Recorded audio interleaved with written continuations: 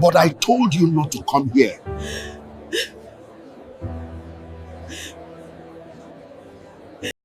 Every year, people clap for me on this stage. They say I'm honoring my mother. But the truth is, I'm serving a life sentence.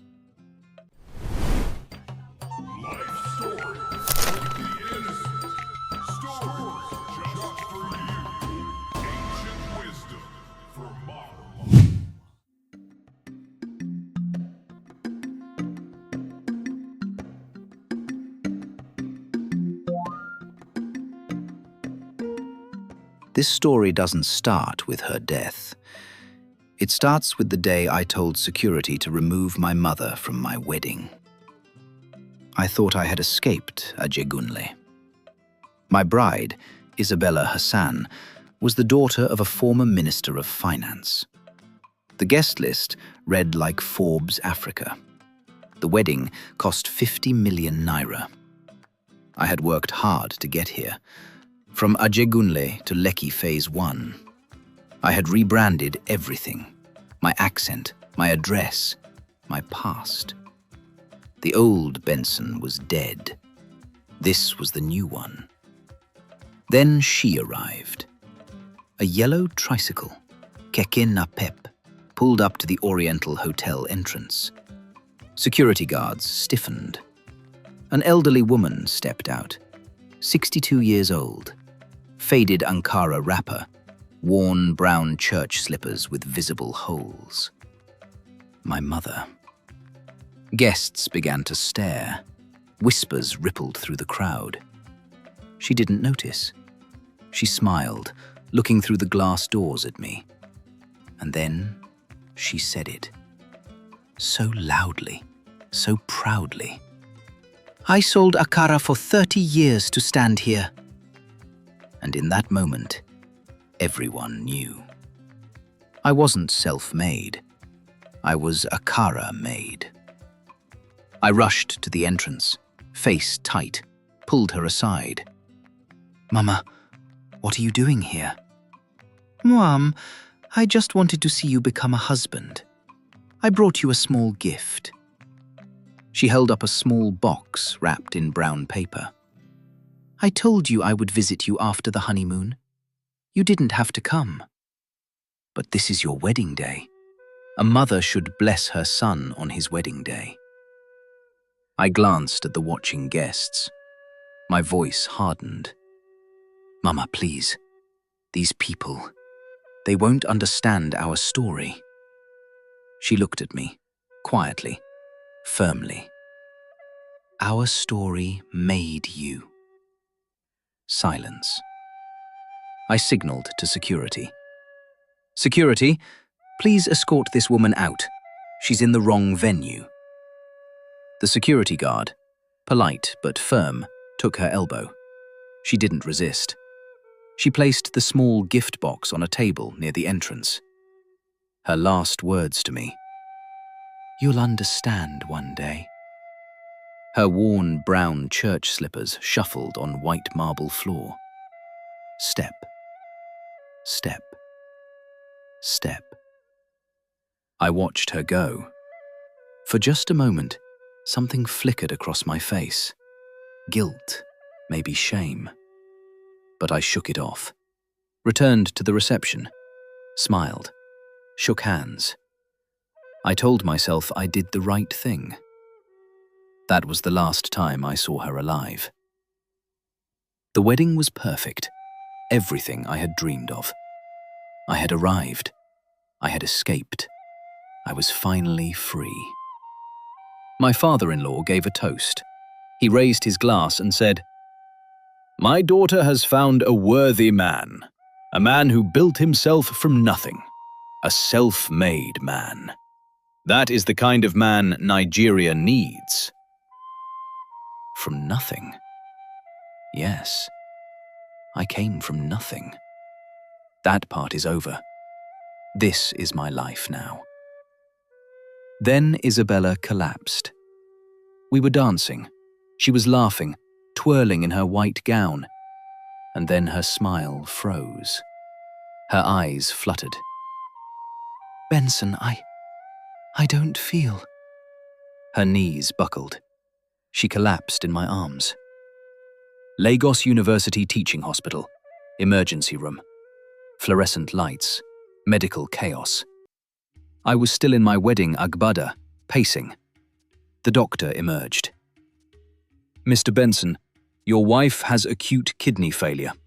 Both kidneys. Complete shutdown. We need an emergency transplant or she dies within 12 hours. Kidney transplant? But she was fine this morning. Sometimes underlying conditions manifest suddenly. Right now, you need 15 million naira for the donor fee and surgery. Immediately. Test me. Take my kidney. Both, if you need. You're O negative. She's AB positive. You cannot donate to her. Then find someone who can. Money is not a problem. The registry has no matches right now. And even with money, finding a compatible donor takes time we don't have. For the first time in my life, money wasn't fast enough. It was 11 p.m. on a Friday. Banks were closed. My investments were locked. My father-in-law wasn't answering. I was powerless. All my wealth, all my connections, all my success, worthless. What I didn't know was that my mother was there too, in the corner of the waiting area, still in her faded ankara, still in her worn slippers. She had followed the ambulance. No one noticed her. She overheard the nurses talking. The bride needs a B-positive donor, 15 million naira. Family can't get the money in time. My mother stood, slowly removed her slippers, looked at her swollen feet, and whispered to herself, maybe this is the Creator's will. Hours later, 2:45 a.m., the doctor found me in the emergency room. His face was surprised. Mr. Benson, someone has paid for the surgery. What? Who?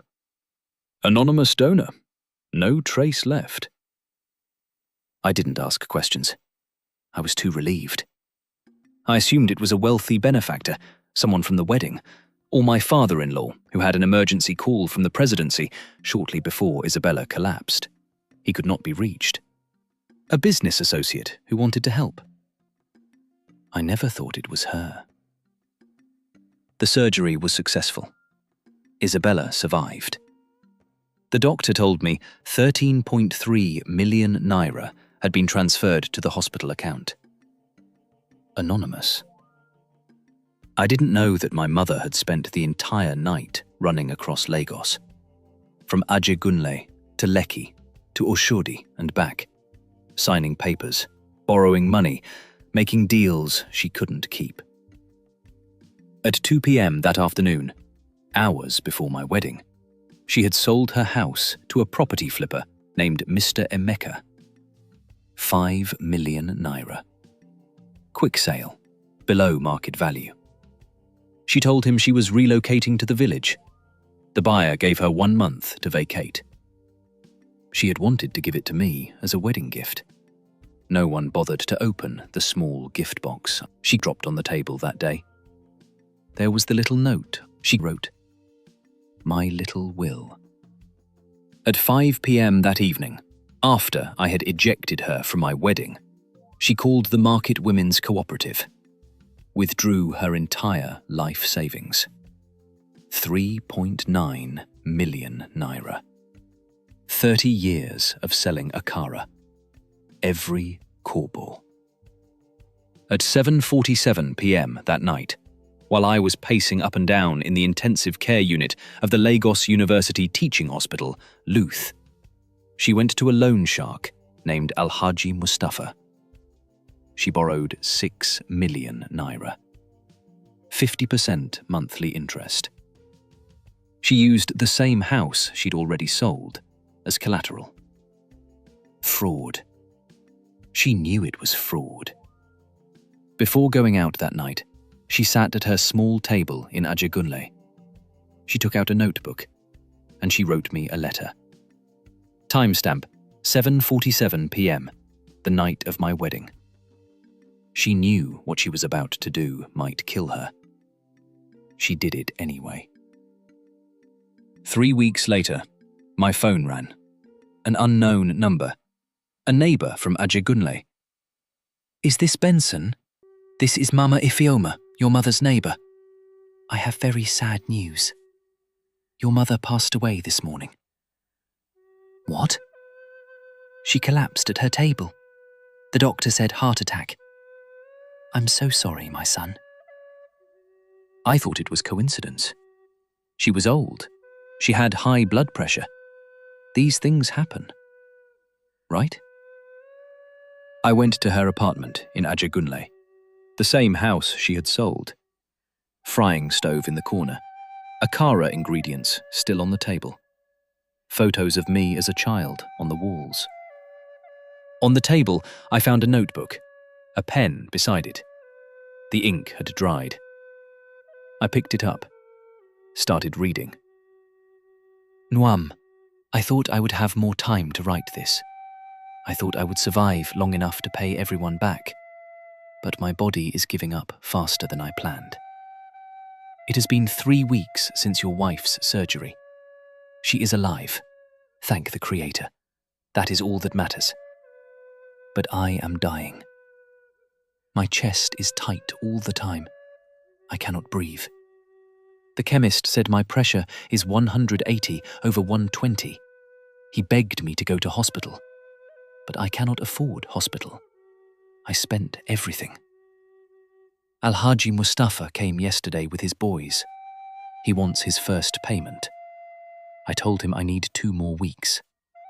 He laughed. He said, "Mama, you look like you will be dead in 2 weeks." He is right. I probably will be dead. I am afraid of dying alone.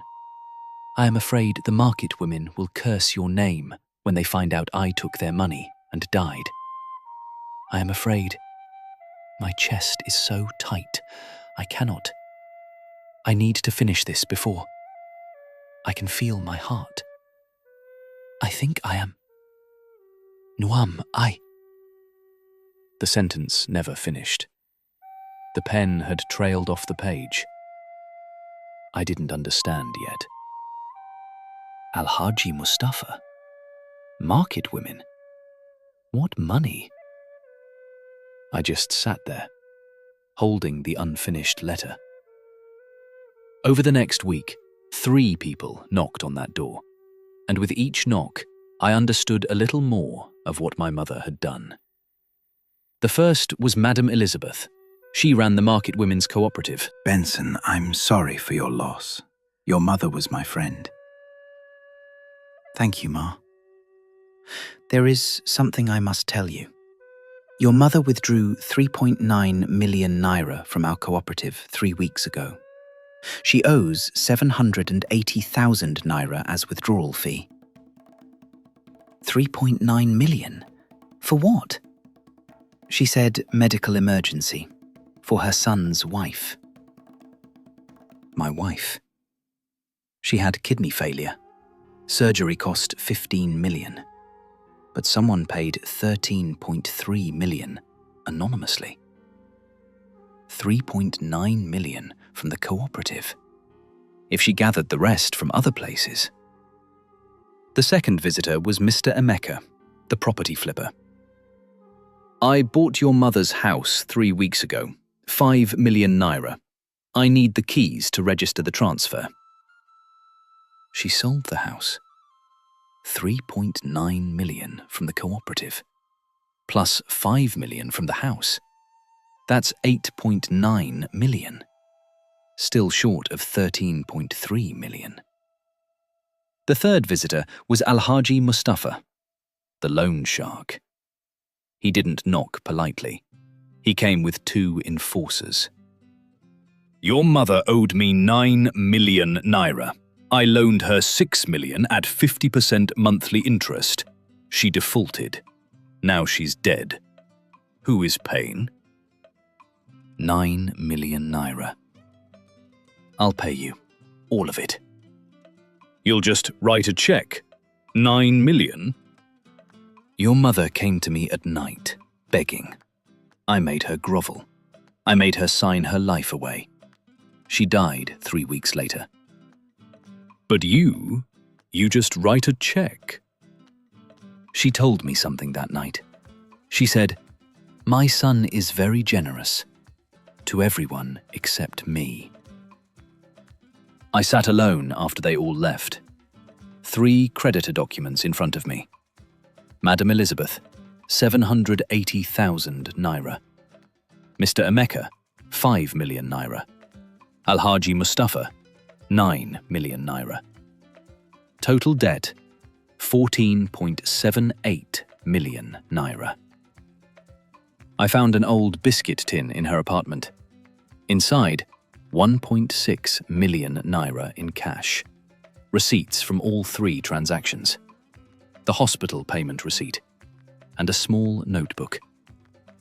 I opened the notebook. House sale, 5 million naira. Alhaji loan, 6 million naira. My savings, 3.9 million naira. Total, 14.9 million naira. Hospital needs, 15 million naira. Short by 100,000 naira. Maybe sell my gold earrings? Ask Madam Elizabeth for extra. Skip BP medication this month. They said 13.3 million is enough. Thank the Creator. She was 100,000 naira short. She was going to skip her blood pressure medication to save 100,000 naira. And then I saw it. The hospital receipt.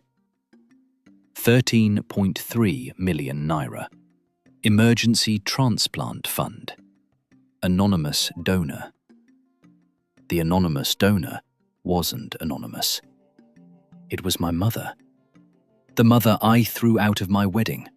The mother I told security to remove. The mother whose last words to me were, "You'll understand one day." I understood now, but she was already gone. While packing her belongings for burial, I found a small wrapped box in her wardrobe. The same box she tried to give me at the wedding. I unwrapped it. Inside, my childhood shoes.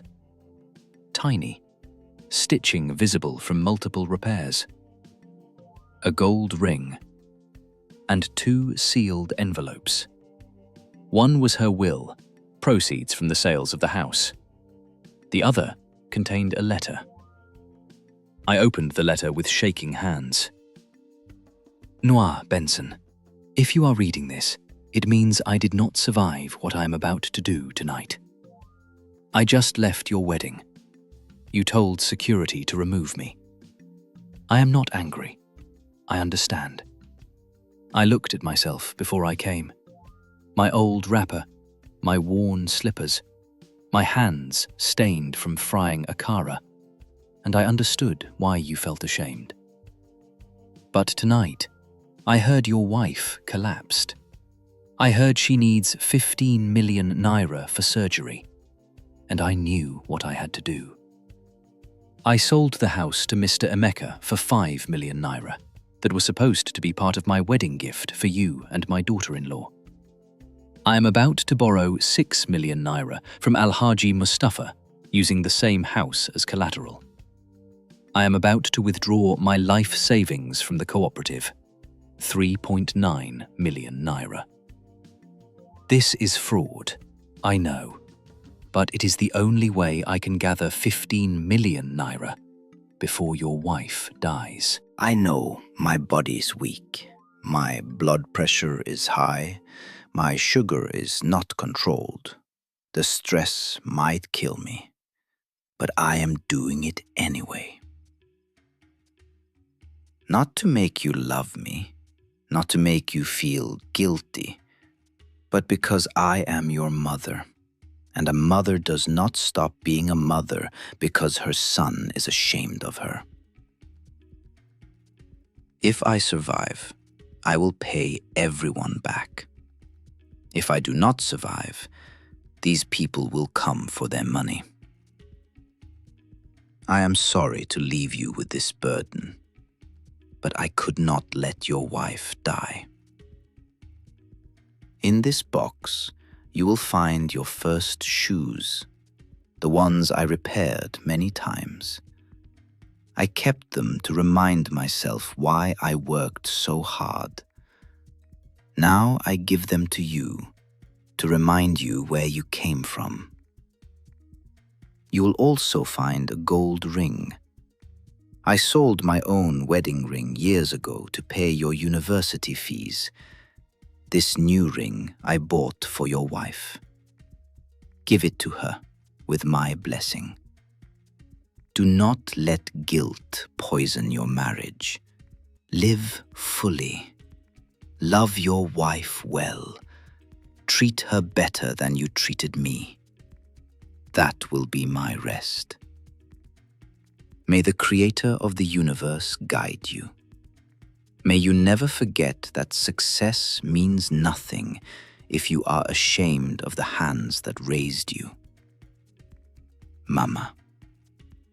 Written 11:47 p.m., the night of your wedding. I placed both letters on the table side by side. Letter number 1, written wedding night. Calm, complete, accepting. Letter number 2, written dying days. Desperate, incomplete, afraid. One letter showed she chose this. The other showed she was afraid. Both were true. I didn't cry loudly. I just sat there for a very long time. The burial was small, maybe 50 people, all market women and neighbors from Ajegunle. No wealthy guests. My wife Isabella stood beside me, still recovering, but she insisted on coming. In the coffin, my mother wore her church clothes, and on her feet, the same worn brown church slippers from the wedding. The slippers. She wore them to my wedding. She wore them to the hospital. She died in them. She never bought new ones. An elderly man, a community elder, spoke briefly. When a man is ashamed of the river that carried him, he forgets he is made of that same water. After the burial, Isabella and I stood by the gravesite alone. They told me at the hospital, the anonymous donor, it was your mother. Yes. And you threw her out of our wedding. Your mother lives inside me now. I hope you let her live inside you, too.